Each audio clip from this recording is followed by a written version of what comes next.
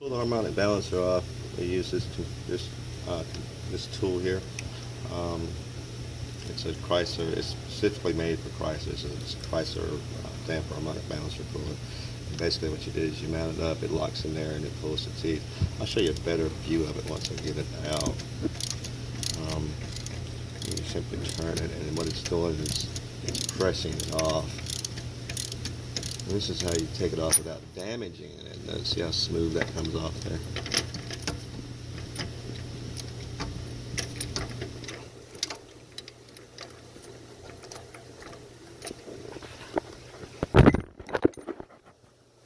Then we have the lower cover off.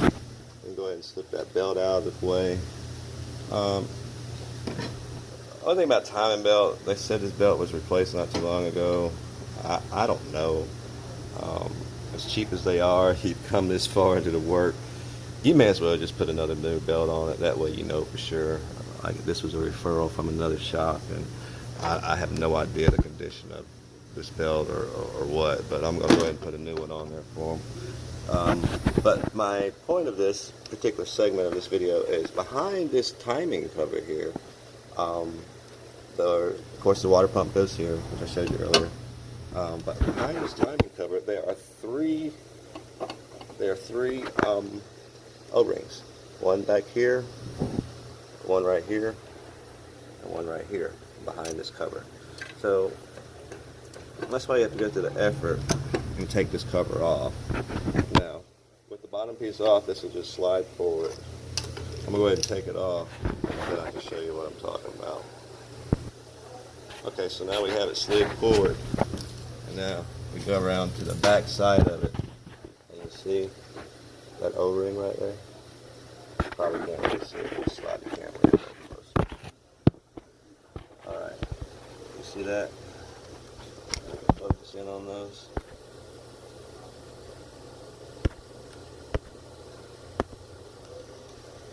Camera doesn't want to focus. Okay, so alright, those three circles there, one, there's the big one, and there's the small one. They're on the back of that timing cover, and they mount up to the front of the block. You see that?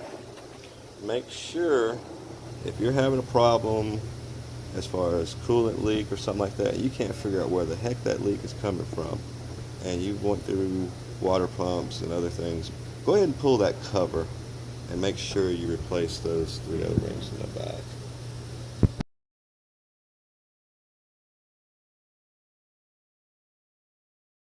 Here are those gaskets, those O-rings. Alright, you'll need two of the small ones, one of the larger one. Part numbers, for those of you who like part numbers, need part number. That's the part number for the smaller one. This is genuine Chrysler products. I haven't really been able to find these daggone things aftermarket that worked or fit or were the right size, so just go ahead and get them from Chrysler. I mean, they are kind of expensive. That one's like $13 and maybe $13, $14, something like that. And the big one, I think it was about $17 or something. I have to look on the receipt to make sure. That's the part number for the big one right there. Alright, so we're going to go out and put those on the car, and I'm going to put those on the car and that place I was telling you about, the place I was telling you about, and put it all back together. So I hope this helps you, those of you who are having an issue with leaking or just need to know how to do the job correctly. Alright, any questions, comments, please post, chat, subscribe. Thanks for watching. Okay, so now I'm taking a little pick and pick that out. See that? Look at that. Boom. Now on the smaller one, usually it'll be tight enough to fit. If it doesn't fit, just take a little bit of silicone and put in there to hold that in place, because you don't want those to slip out of place when you're trying to put this cover back on. And you've got the big one. A pick is best to use to pick these out. That way you don't, damage. You don't want to, definitely don't want to damage that surface. All right, and then there is the last one over here on the corner. Alright, as you can see, this is just worn out, flat, so that's not going to seal real good, and they get hard and brittle over time too. So after you get those out, you take your brush, your wire brush, or whatever you're using to clean those surfaces.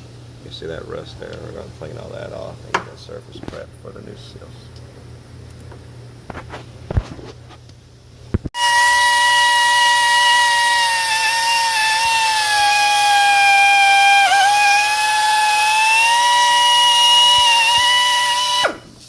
Alright, so now we got our surfaces clean. That's how much cleaner that is. I know you didn't want to hear that drill thing, so I didn't record much of it, but you get the point. We got that clean, and now we can put our O-rings in. I showed you earlier, and we can put it back together. All right, and also we're going to go with a new water pump. That's the old water pump. Here's the new water pump. Same thing. I just felt a little wobble, a little play in this water pump.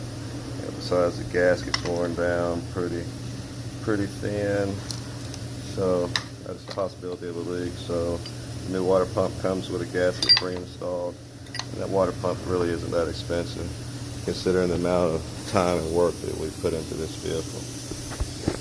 So we'll go ahead and put it back together, and hope this helps those of you that are working on this type of car with that type of issue, heating, overheating, or whatever, or if you just wanted to be maintaining some maintenance to your preventive maintenance to your car, or if you were doing a water pump or a timing belt or something like that. On this car, if you do the water pump, do the timing belt. If you do the timing belt, do the water pump. So, and since you have to take all that stuff off, go ahead and do the extra step of pulling this cover and putting the O-ring. I'm not going to do a video on how to do the timing belt on this particular motor, because if you look through my channel, you'll see it's been done several times. I posted that video several times. This is a Chrysler 3.5, so just look through my channel, you'll find it if you need to see it or want to see it. Other than that, we also replaced the thermostat on this vehicle too. And I think I'm just going to go ahead and replace this lower radiator hose, since it's so hard to get to, and now that I'm right here at it, you know what I mean, you may as well go ahead and replace it while it's easy to get to and you have everything off. That'll make the customer happy, even if they're like, oh, why did you replace something I didn't need? You just tell them, hey, look, this is going to save you on down the road. I was right here at it. You know what I mean? Instead of having to pay extra labor to have the hose replaced later, you just have a part cost, All right, so if you have any questions, please chat, post, subscribe. Thanks for watching YouTube. And share this with the world. It seemed kind of weird putting in the smaller ones because they're larger than the hole, than the actual hole, and they're made to do that way so they stick in place whenever you're putting this thing back together. You just have to kind of compress it down a little bit and push it in the hole, work it in there. Be gentle with it. You don't want to stretch it or damage it. The one in the middle has these tabs on the outer edge of it, which will cause it to stay in place. So now that that's in place, you can go ahead and reinstall your cover, put everything back the way it was, reinstall your water pump.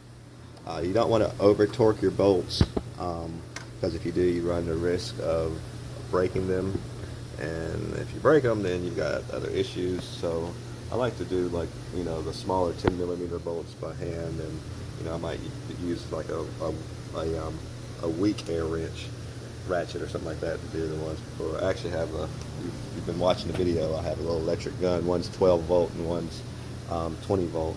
When I'm going back putting stuff back together, like the 10 millimeter screws, I'm going to use a 12 volt so that I don't over torque it.